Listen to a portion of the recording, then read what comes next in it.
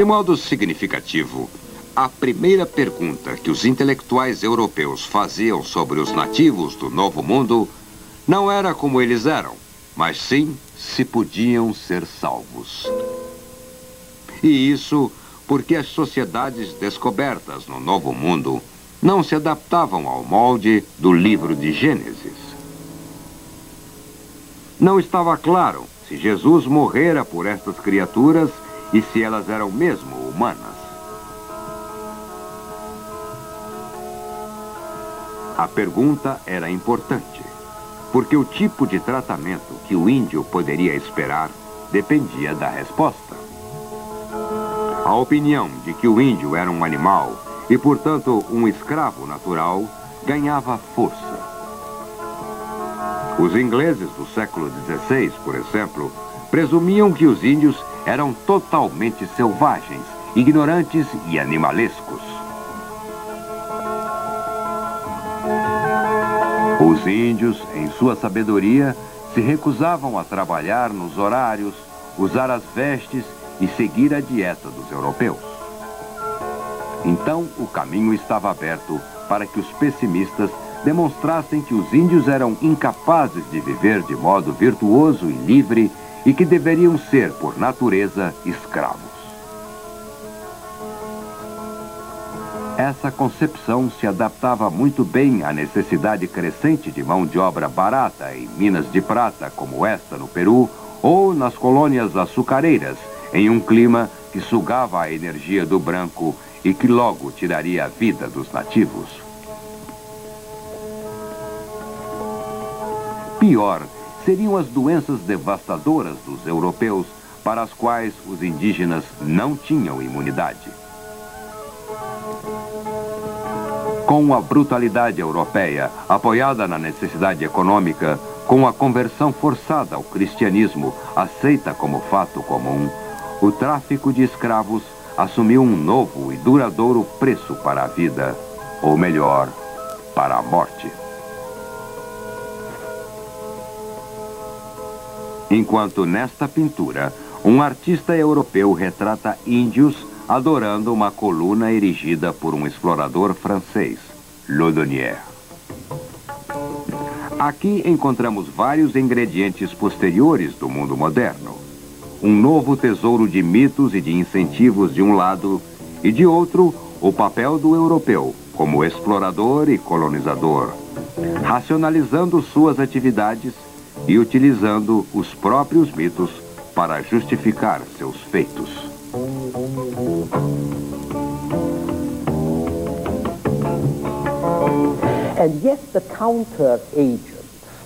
As forças contrárias estavam em andamento dentro da própria experiência. Acima de tudo, a nova tendência de comparar e contrastar que surgia da variedade das novas informações e experiências se espalhavam sobre os europeus durante a Renascença.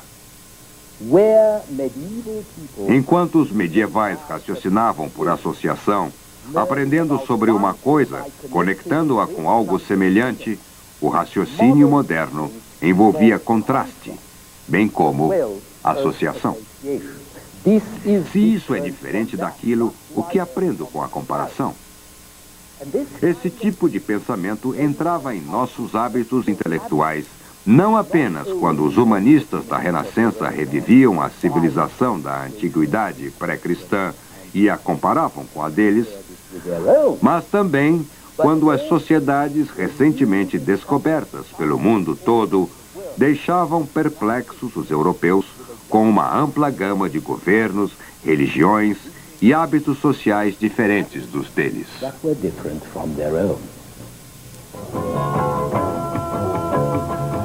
Mas, antes que as raças do Ocidente ou que as raças do Oriente pudessem apresentar contrastes que provocassem o pensamento, precisavam ser vistas não como meramente pitorescas, mas como produtos de um meio ambiente específico. Devia-se ir além dos detalhes chamativos, como a nudez e as pinturas de guerra. Tinha-se que se buscar uma abordagem mais antropológica. E isso começa a acontecer quando um dos oficiais de Vasco da Gama passa a noite entre os nativos do Cabo da Boa Esperança para ver como vivem e o que comem. Ou quando os missionários começam a aprender os idiomas e crenças religiosas dos povos que tentavam converter, pois só podiam esperar convencer os nativos quando tivessem entrado em seu mundo e seus valores. E também quando grandes mentes do século XVI, como Michel de Montaigne, ficam fascinados pelos canibais, os assim chamados selvagens, que pareciam menos selvagens e bem mais próximos à felicidade e à virtude do que seus compatriotas. Não só muito menos selvagens, como mais sensatos também. Os canibais matavam, mas matavam com um propósito, queriam comer. Nós, diz Montaigne, matamos não por um bom propósito. Então aqui, 400 anos atrás, podemos ouvir os murmúrios do relativismo da floresta.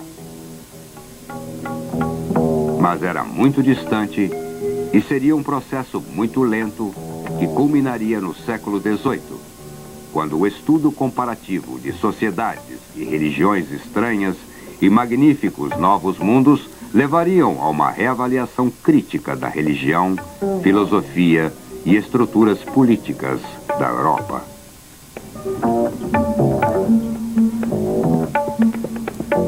Mas isso teve suas raízes, acredito, na Renascença, na crescente vontade, baseada na necessidade crescente de ver, estimar, avaliar, testar, aprender mais e usar o aprendido, investir, por assim dizer, para aprender mais.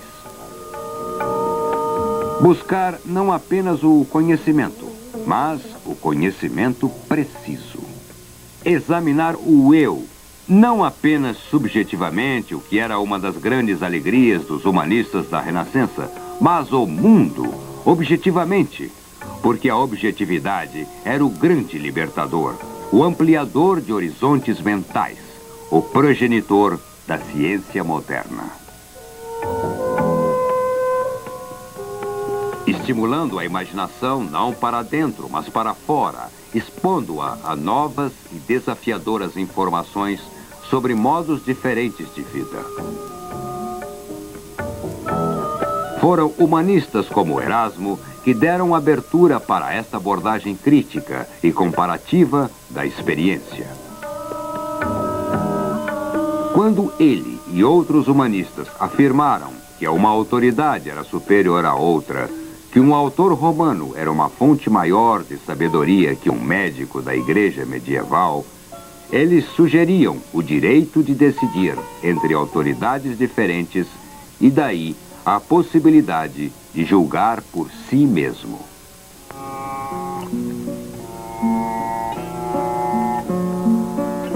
O melhor deles, Leonardo da Vinci, decidiu colocar a experiência e experimento acima de qualquer livro, acima de qualquer autoridade de segunda mão, e isso era algo novo.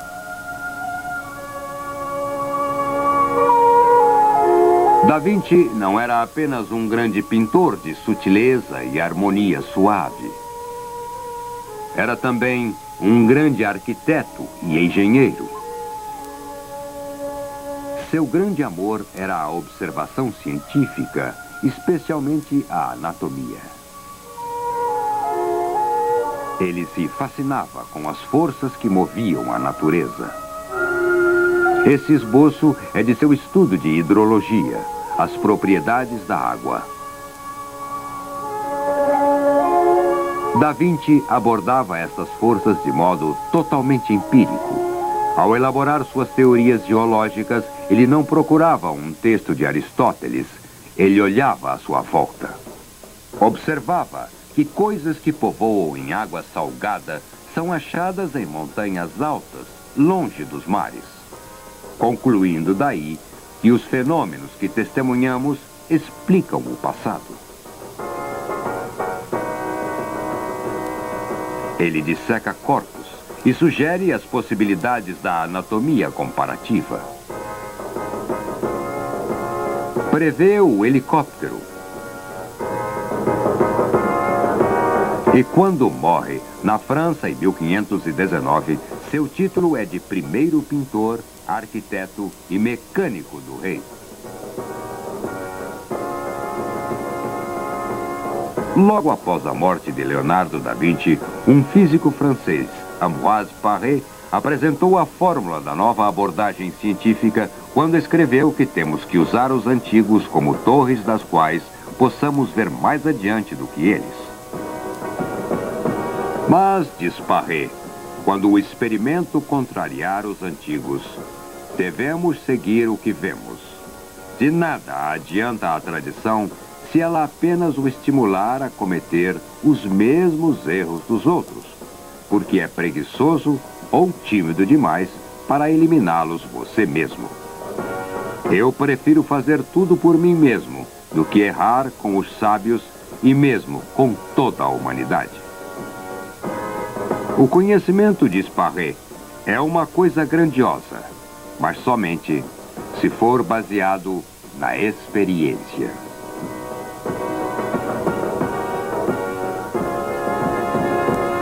Essa nova atitude levaria os homens a experimentarem as coisas por si mesmos. Fenômenos naturais, instituições políticas, a Bíblia, até o Renascimento, tudo isso foi aceito simplesmente porque era um dado real.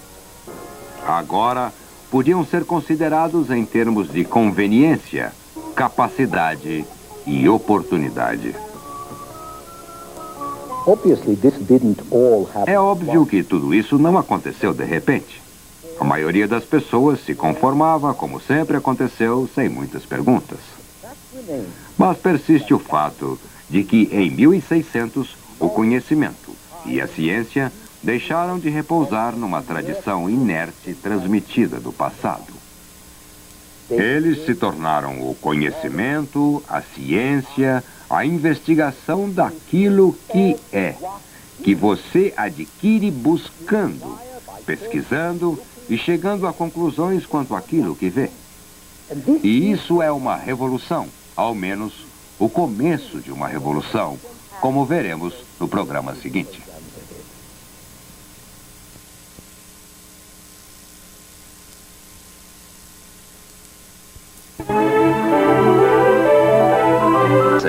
O poder absoluto da coroa tinha sido eliminado e o conflito para a supremacia terminou numa espécie de parceria entre o parlamento e o rei, onde havia competição e muita tensão, mas que acabou por estabelecer uma monarquia parlamentarista. Cada uma das duas revoluções da Inglaterra também inspiraria uma grande quantidade de pensamento político. Em 1651, 2 anos depois da execução de Carlos I, Thomas Hobbes publica Leviatã e John Locke publica seu Tratado do Governo Civil, em 1688, o ano da Revolução Gloriosa.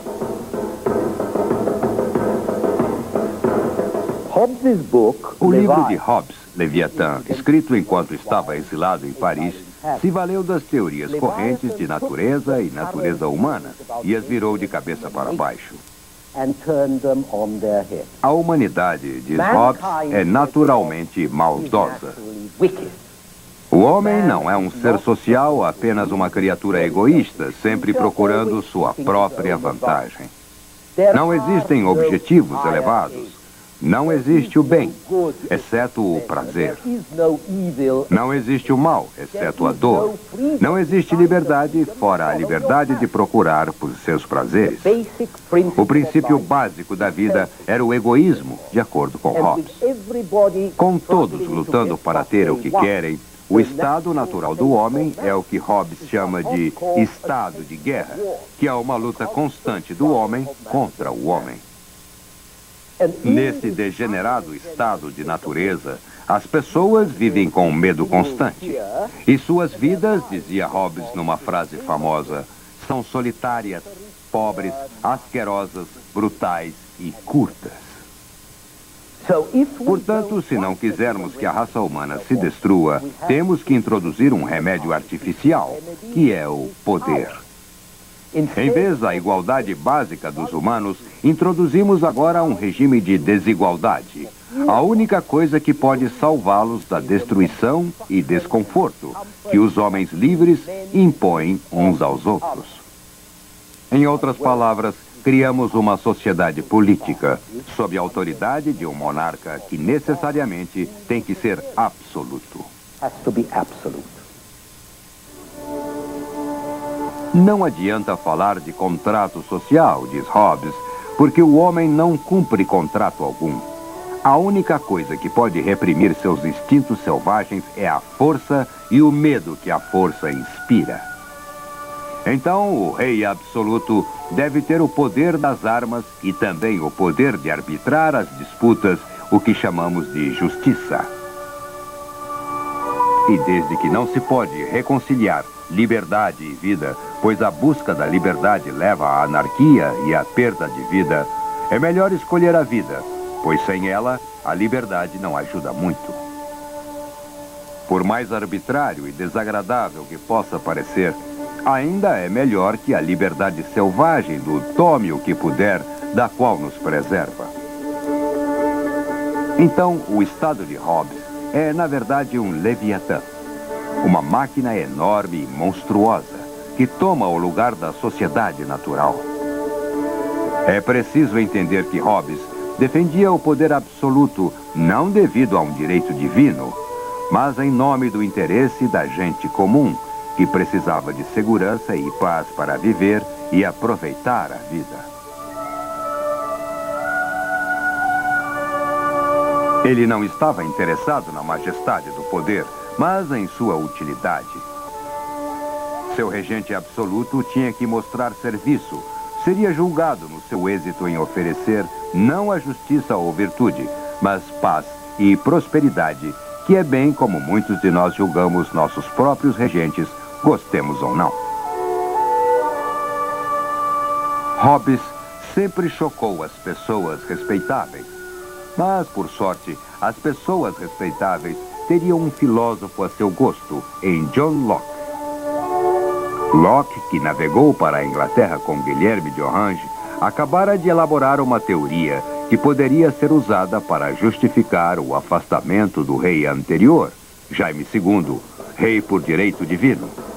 Ele estava decidido a provar o direito de um súdito de se rebelar contra o seu soberano.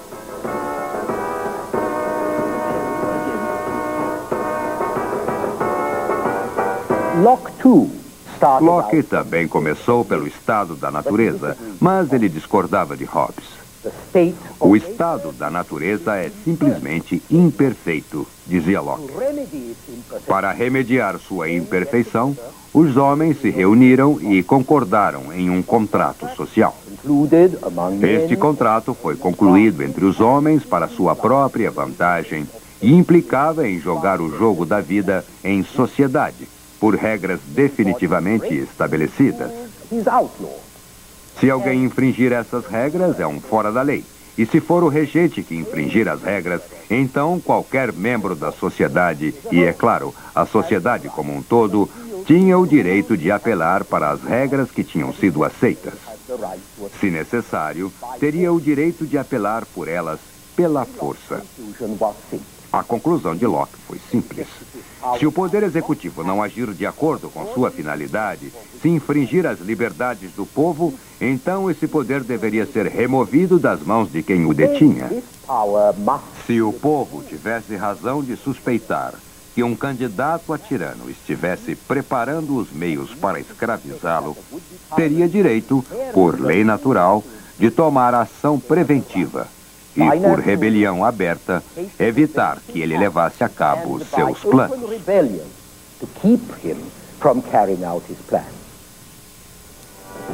Assim, John Locke não apenas tinha justificado a Revolução Gloriosa, como também criado o conceito de um homem natural, no todo suficientemente decente e civilizado para se organizar e se comportar de acordo com a lei natural. Essa ideia de lei natural e a concepção de Locke de um homem naturalmente decente veio a formar a essência e a base do novo pensamento inglês legal e constitucional.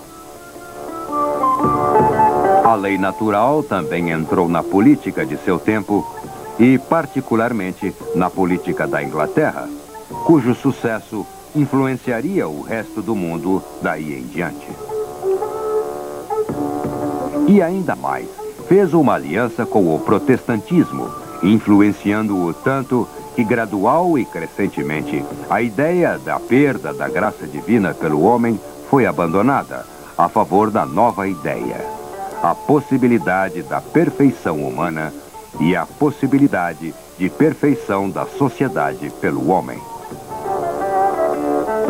Acima de tudo, a lei natural significava que os homens agora poderiam ver que o direito divino, assim que pretendesse estabelecer o reinado absoluto de um homem, como demonstrado aqui, ou de um regime, não era sobrenatural, era antinatural.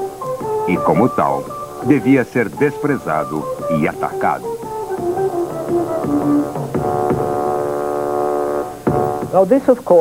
Bom, isso foi apenas o começo.